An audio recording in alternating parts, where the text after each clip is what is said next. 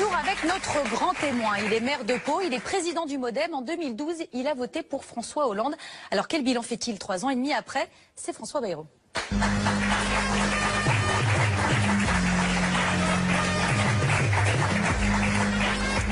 Bonsoir. Bonjour. Afin de mieux vous connaître, j'ai un petit questionnaire à vous soumettre. C'est le QCM. Ce sera très rapide. Marine Le Pen présidente, c'est joué d'avance, comme le déclare Malek Bouti, ça finira par arriver, comme le déclare Henri Guénaud, ou ce n'est pas une fatalité, comme le déclare Marielle de Sarnez? Ce n'est pas une fatalité. Pourquoi? Parce que Marielle de Sarnez l'a dit. Ce n'est pas une fatalité parce que quand on pense que quelque chose est dangereux, risqué, très mal pour un pays, ben on se bat pour l'éviter, et quand on se bat pour l'éviter, on gagne. Très bien. Le grand vainqueur des régionales sera le PS, les Républicains ou le FN? Je ne sais pas. Vous n'avez pas une petite idée? Non. Et un pronostic? Non, je fais pas de pronostic, c'est pas mon sujet. Donc vous n'avez pas peur du FN?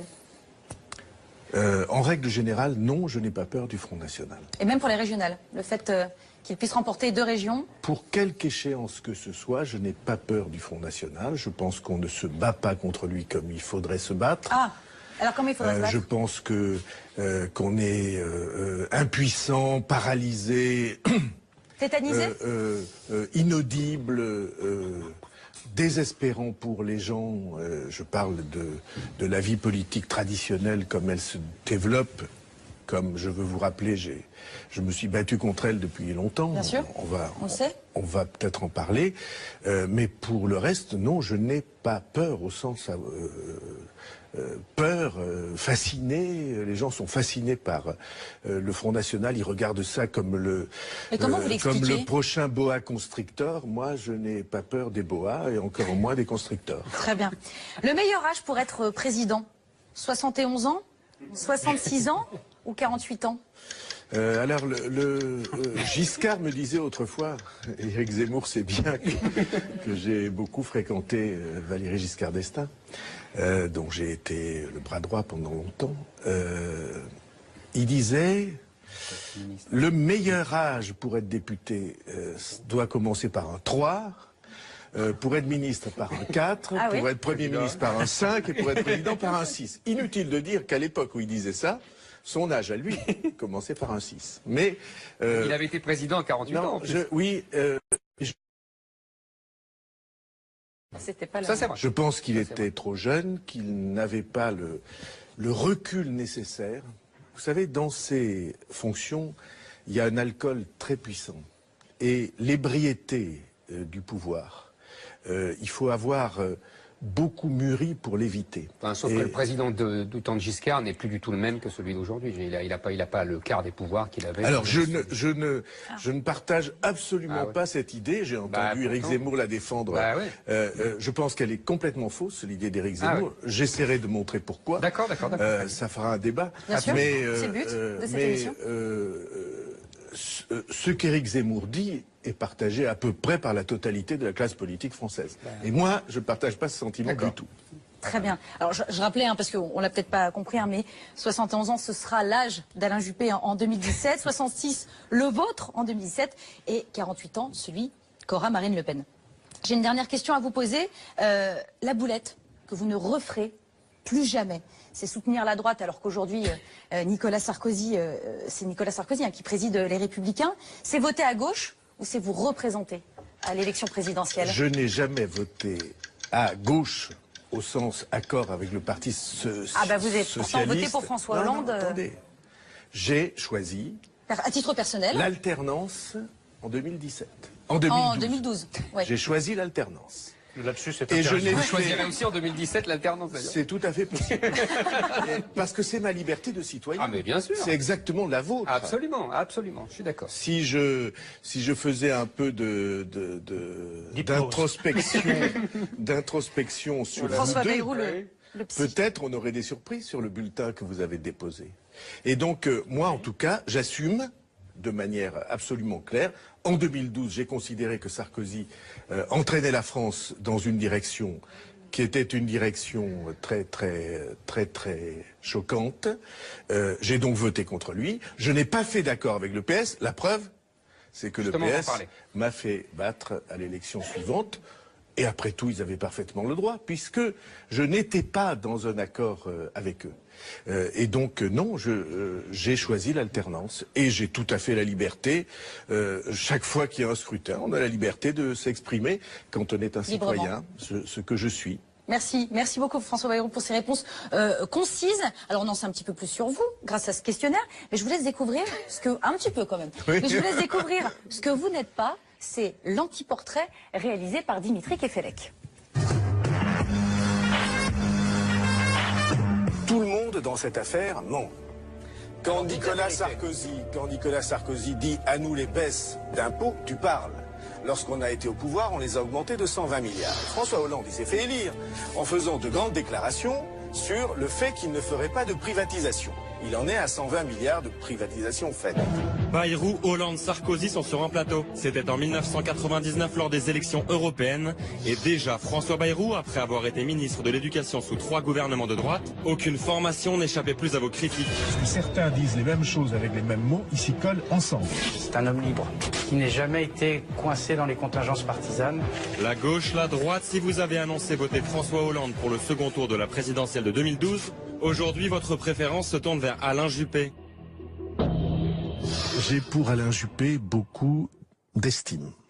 Par vos revirements et prises de position, vous ne vous êtes pas fait que des amis. Est-ce qu'on peut fermer la porte, s'il vous plaît? François Bayrou, à droite, on ne vous juge pas toujours lisible. Il a commis là un crime de lèse Sarkozy qui lui vaut désormais une volonté, un désir de vengeance d'une partie de l'électorat de droite dure. François Bayrou, il est partout et nulle part, il est surtout nulle part d'ailleurs. Je reconnais que le centre est sans doute un peu compliqué à trouver parfois. Aujourd'hui, il porte une part de la responsabilité de ce que fait François Hollande. François Hollande avait des atouts en 2012 et il avait pris des engagements. Et ces engagements, il ne les a pas respectés. Ancien député au Parlement de Strasbourg, c'est surtout l'Europe qui, dans la lignée du centre français, est resté le fil rouge de votre parcours. Vous la décrivez comme la clé pour peser sur l'avenir du monde. François Bayrou, vous êtes tout sauf eurosceptique. On essaie de faire croire aux Français que l'Europe les menace. La réalité est que l'Europe les protège. C'est leur seule arme. François Bayrou est évidemment un Européen, sans doute un fédéraliste. Mais ces engagements-là, ils sont devenus terriblement impopulaires. On est assis sur une bombe. Alors les Européens, les européistes, ils mettent leur drapeau dans leur poche. S'il y a bien chez vous une qualité que personne ne peut nier, c'est enfin celle de toujours essayer. Être le chef de l'État, voilà votre objectif. Déjà 3 tentatives pour y parvenir, peut-être une 4e. Si Sarkozy gagne la primaire en novembre 2016, François Bayrou sera candidat. Car François Bayrou, vous n'êtes pas résigné. Il ne s'use que s'il en s'en sert, mais comme ça n'a pas servi beaucoup, il n'est pas très usé, donc il peut être à nouveau être candidat. Si ce n'est président de la République, peut-être Premier ministre. Il jouera cette carte à fond. Un vote controversé, un centre difficile à faire exister, mais des ambitions toujours élevées. Voilà pourquoi François Bayrou, il fallait vous inviter. Eh bien, ça mérite qu'on en parle. Et pour commencer ce débat, Monsieur Bayrou, Éric Nolot a quelque chose à vous dire. Oui, d'abord qu'on est très heureux de vous recevoir. Vous étiez l'invité de la première de Zemmour et Nolot, vous êtes l'invité de la 110e et vous êtes même venu entre-temps. Et en l'honneur de ces 3 invitations, j'ai sélectionné 3 raisons pour lesquelles vous ne serez pas le prochain président de la République et je voudrais que vous réagissiez successivement à chacune de ces propositions. Alors, premier point, ça ne vous a pas échappé, on observe en ce moment une poussée aux extrêmes. Alors à l'extrême droite, avec la montée du FN et la droitisation des esprits dont certains de mes voisins ne sont pas tout à fait innocents, et à l'extrême gauche, les frondeurs du PS et la gauche de la gauche qui voudraient une autre politique. Donc, première objection, le centre n'est plus une idée pour le présent et sans doute plus une idée pour l'avenir proche. Première objection, à laquelle je vous laisse répondre. Est-ce qu'il y a une poussée vers les extrêmes? Oui. Est-ce que cette poussée vers les extrêmes est bonne? Elle est catastrophique.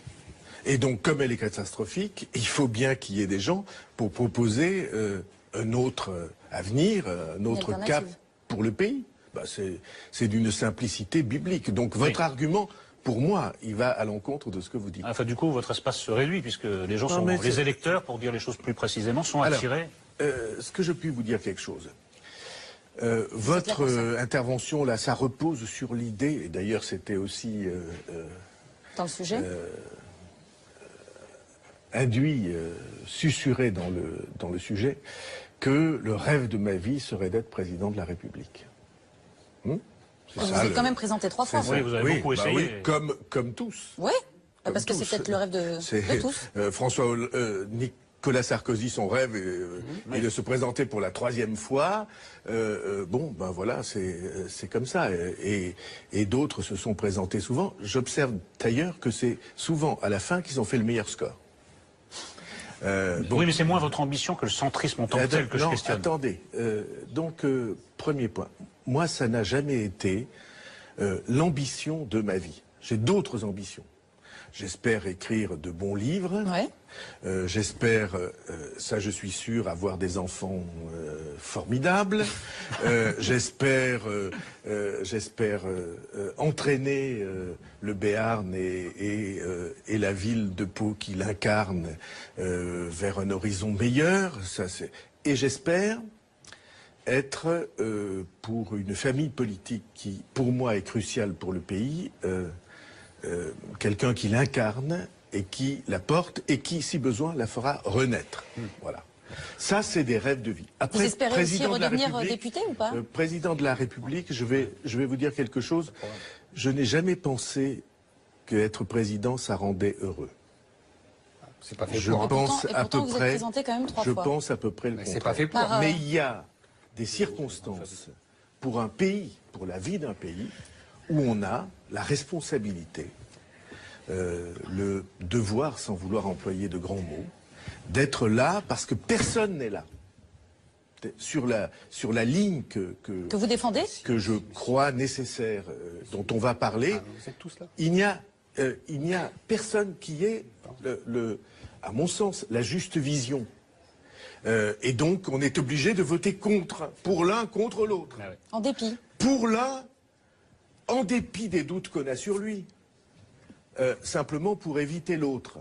Et ceci est catastrophique. Et vous, ne cherchez pas plus loin une des raisons de la désaffection des gens. Pourquoi ils se détournent? Parce qu'ils sont toujours obligés de voter contre. Qu'ils n'ont pas l'offre politique nécessaire. Ils ont failli l'avoir en 2007. Bon, ce que je vous propose, c'est en 2007, il s'est passé quelque chose. Comme vos réponses sont longues, je vais laisser Zemmour intervenir à chaque point parce que sinon il va nous faire une attaque. Vas-y. Non, mais moi j'écoutais ce que vous disiez sur effectivement vous n'êtes pas le seul à vous être présenté 3 fois. Il y a eu Chirac, il y a eu Mitterrand, Sarkozy ça fait 3 fois. Tout ça vous avez tout à fait raison. Sauf que vous nous expliquez souvent, vous et d'ailleurs vous n'êtes pas le seul, que nous devons imiter les Allemands, les Anglais. D'autres pays pour leur capacité de réforme, etc.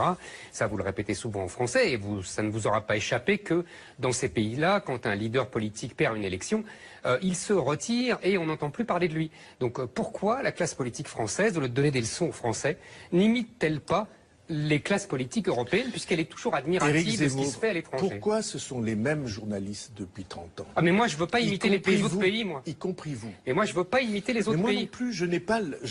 Si, vous expliquez aux Français qu'il faut réformer comme les autres pays. Excusez-moi, vous vous trompez et on va en parler. Mais n'essayez pas de mélanger les questions. Ah si, c'est la même question. Vous êtes, vous, Éric Zemmour en particulier, on se connaît depuis... 25 ans.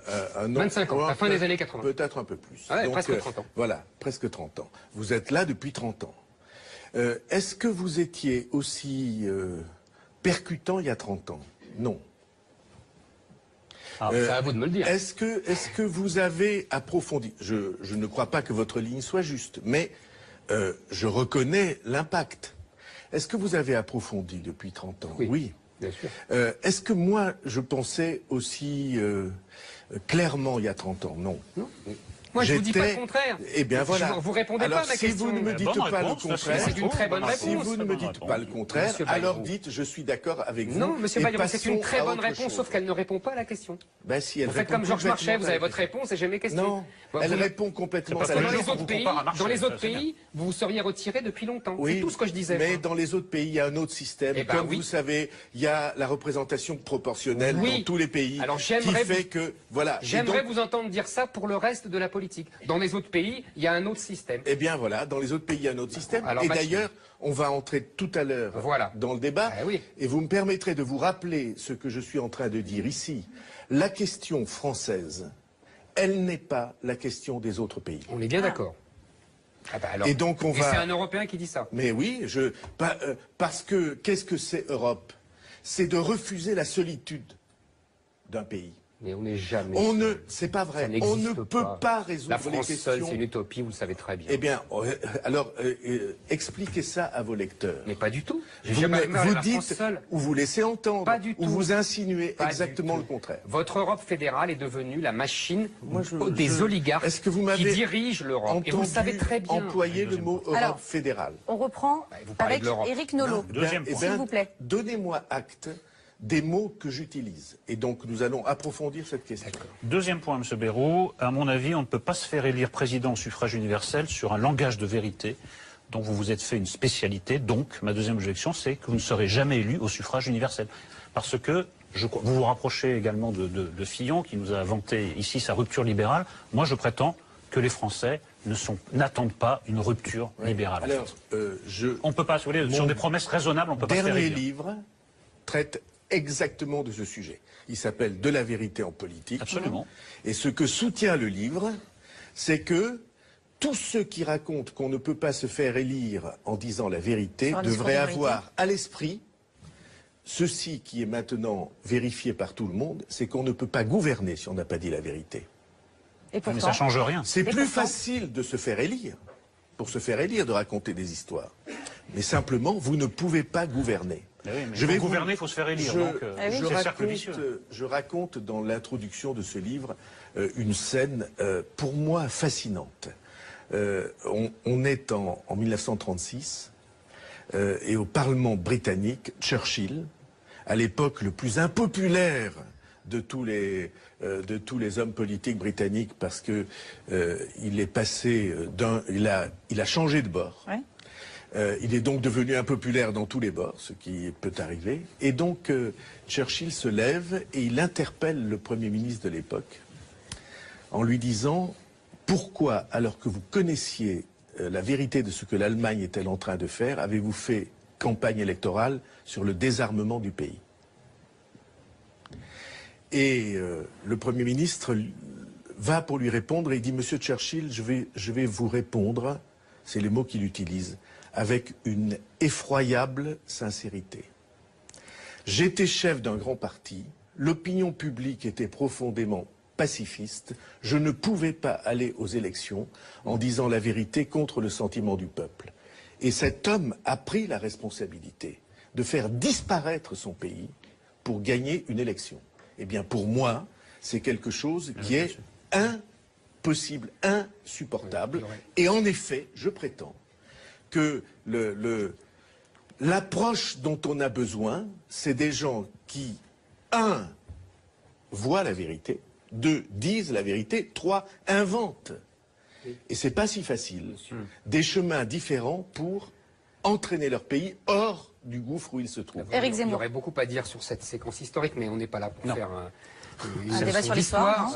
En 36. Pourquoi il y aurait beaucoup à dire? Il y aurait beaucoup à dire parce que l'Angleterre en 36, en fait, est de mèche avec l'Allemagne. Et l'Angleterre veut laisser l'Allemagne abattre la puissance française définitivement et prendre l'Europe de l'Est. Donc c'est pas le pacifisme de l'opinion et c'est des mensonges. C'est pas le je vous sortirai. C'est quelque chose qui est Monsieur terrible. Il y a aujourd'hui des archives qui sortent. Quand vous dites il y a aujourd'hui des archives. La réponse de François Bayrou. Quand vous dites l'Angleterre, c'est exactement comme si vous disiez la France entre 40 et 44 voulait que. Il y avait peut-être des responsables. Ils n'étaient pas occupés, M. Bayrou, les Anglais. Heureusement que ce n'est pas le débat. Oui, mais c'est lui qui a voulu que je parle. Moi, il y avait peut-être des responsables politiques, il y en avait, qui rêvaient de ça. Mais vous ne pouvez pas dire l'Angleterre. Je vous offrirai un livre. Un peuple. Eh bien, vous offrirez un livre. On en reparlera. On en reparlera. Non, mais c'est très impossible. Mais vous avez tort. Alors, poursuivons le débat, M. Bayrou. C'est pas du comme il y a du complotisme d'actualité. Très bien, vous en parlerez une prochaine fois. Deuxièmement, il y a quelque chose que je comprends pas. Normalement, moi, quand je fais des livres, j'essaye d'écrire mes livres le mieux possible. Vous aussi. Donc j'imagine que quand on fait de la politique, on essaye d'en faire le mieux possible. Il ne s'agit pas de vérité, de mensonge, il s'agit d'être bon. quand le général de Gaulle revient au pouvoir en 58, il ment à tout le monde. Et ça donne le général de Gaulle. Il y a parfois des mensonges utiles. Il faut arrêter avec cette fausse naïveté en plus.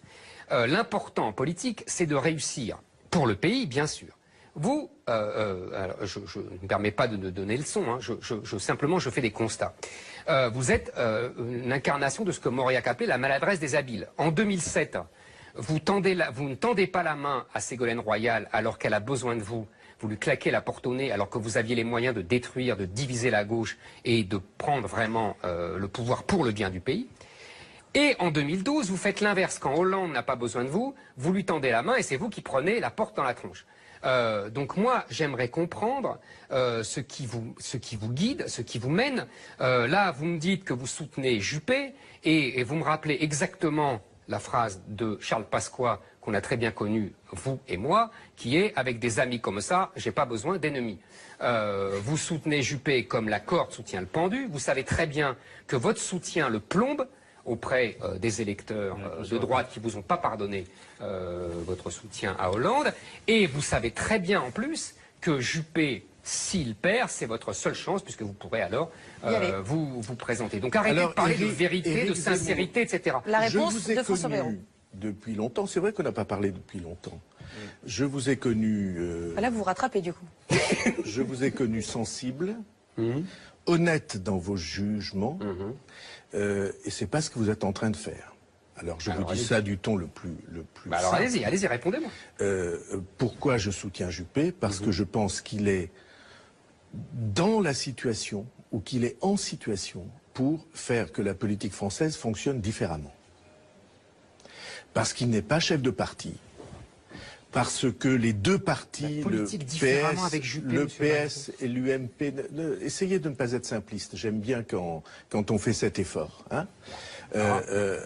Donc, ça fait 2 fois dans l'émission que vous proférez des choses qui sont un tout petit peu simplistes. C'est pas simpliste, c'est une réaction spontanée. Excusez-moi, je vais essayer de dire les choses. Allez-y, excusez-moi. On vit sous l'Empire, comme on dirait dans la langue classique. On vit sous le règne de 2 partis qui sont depuis trop longtemps, dont les appareils sont depuis trop longtemps en intimité avec la présidence de la République. Je considère que c'est une erreur. Je pense qu'il faut faire échapper la France à cette fatalité-là. En cela, je ne fais que dire à ma manière aujourd'hui ce que le général de Gaulle disait dès après la guerre. Qu'est-ce que dit le discours de Bayeux? Le discours de Bayeux, pour les auditeurs, c'est le grand discours en 1947 où de Gaulle dit que il a refusé la 4ème République. Il est parti au nom de la vérité. Il a accepté d'être battu, puisqu'il va être après laminé comme parti quelques années après. Oui. Enfin, il gagne d'abord les...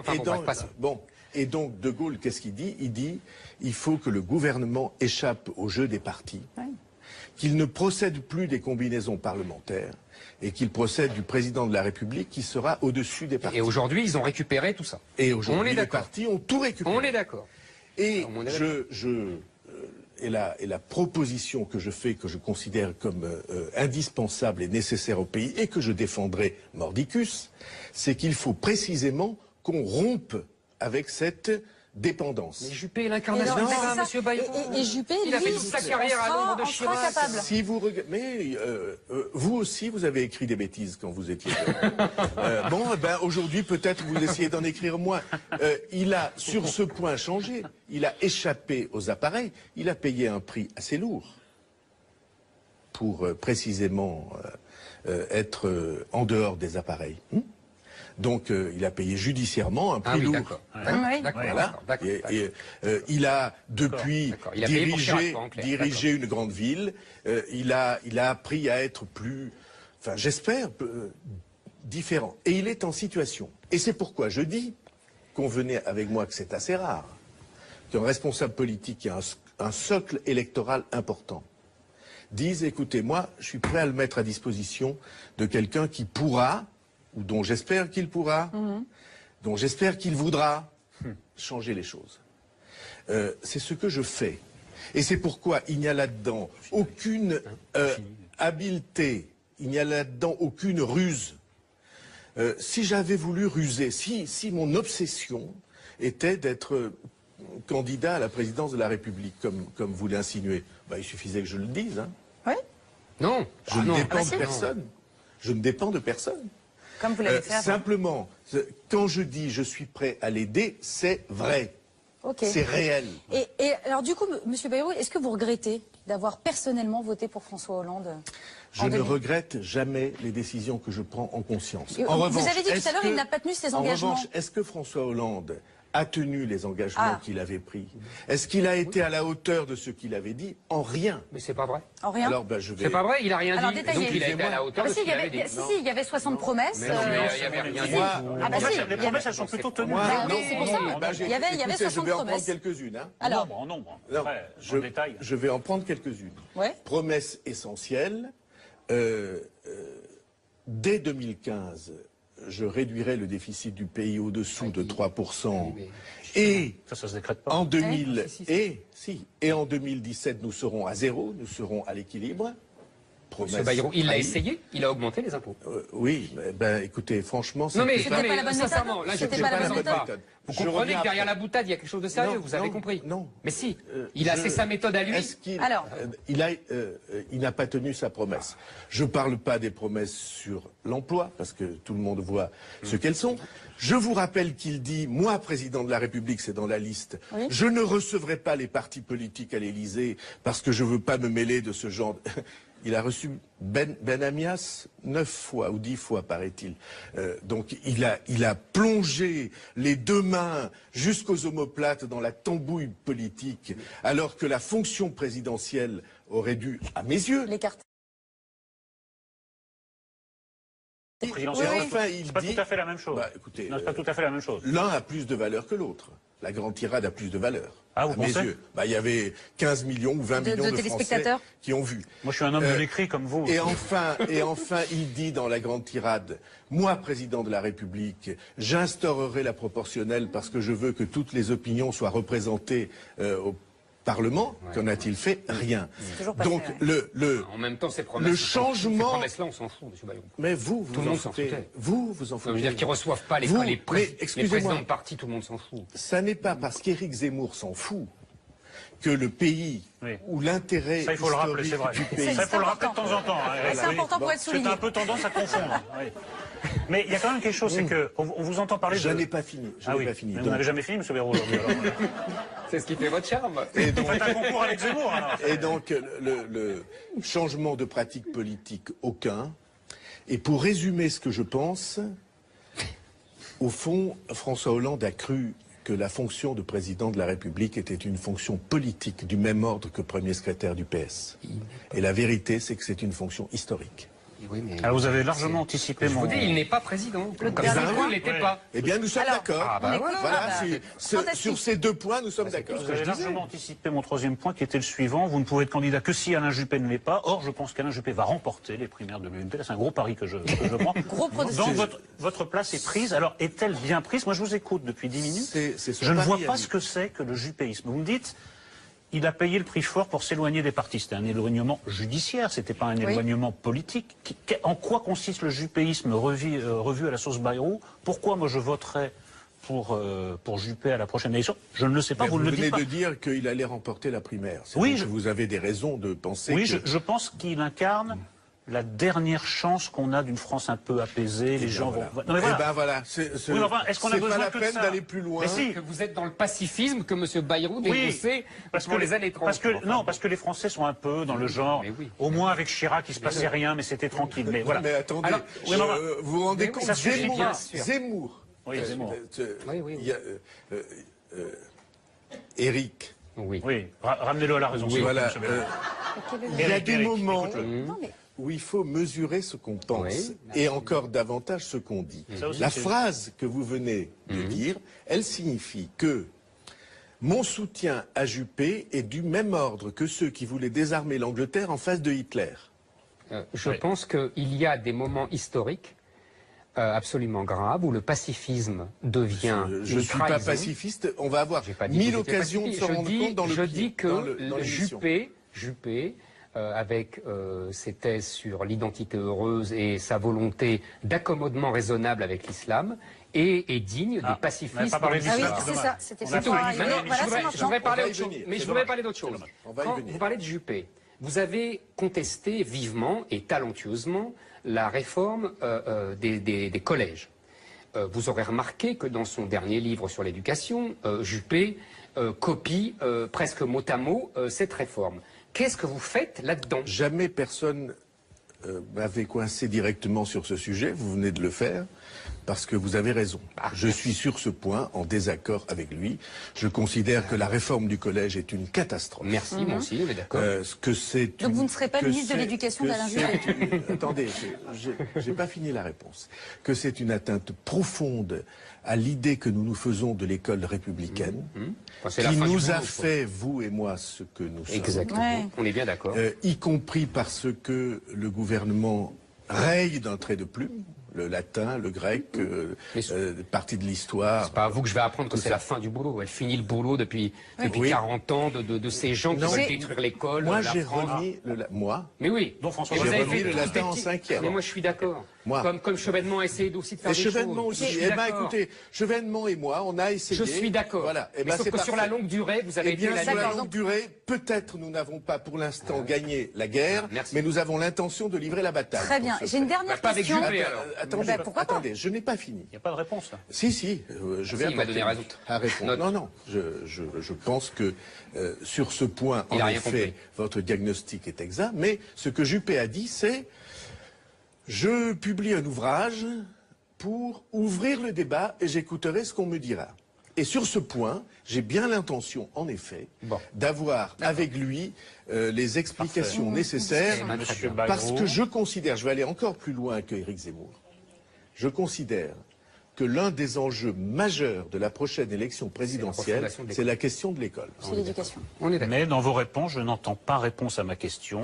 Alain Juppé est-il autre chose que le recours pour tous les gens de droite qui ne veulent plus de Sarkozy? Moi, je le vois comme ça. Je ne vois pas ce que c'est que le juppéisme. Je ne vois pas sur quelle grande idée on adhérerait à Alain Juppé.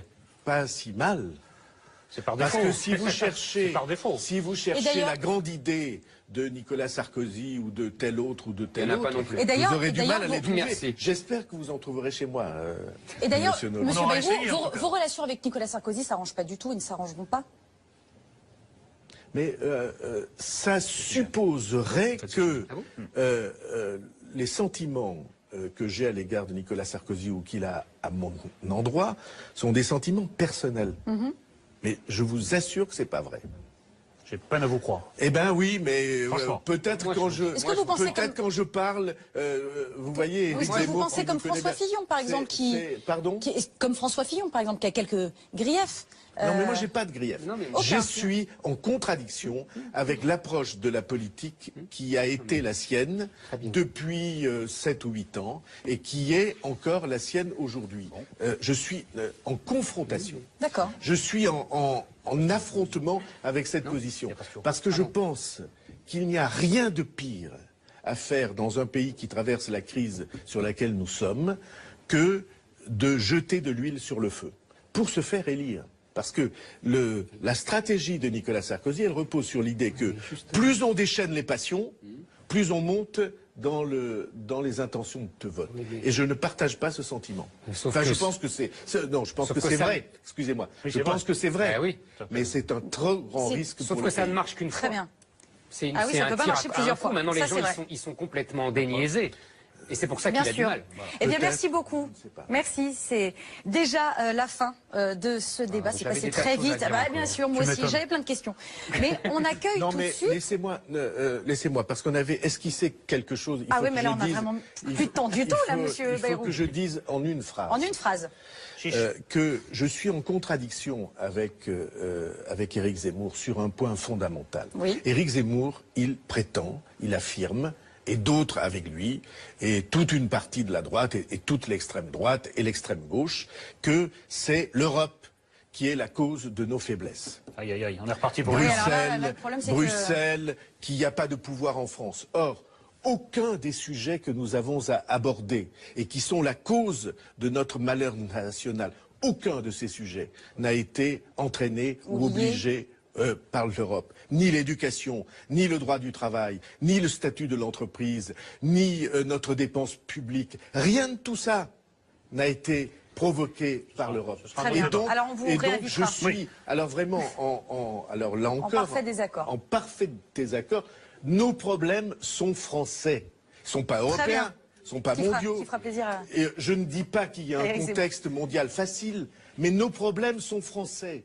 Tout ce qu'on a décrit tout au long de l'émission, l'impuissance des pouvoirs, la manière désastreuse dont on mène la politique, rien de tout ça n'est européen. C'est nous en France qui sommes les responsables de nos propres difficultés, et c'est en France qu'il faut qu'on les corrige. C'est bien d'avoir souligné sans laisser à Zemmour la possibilité de répondre. Voilà, et on s'arrêtera là. J'ai pris une grande leçon. On s'arrêtera là. Merci beaucoup.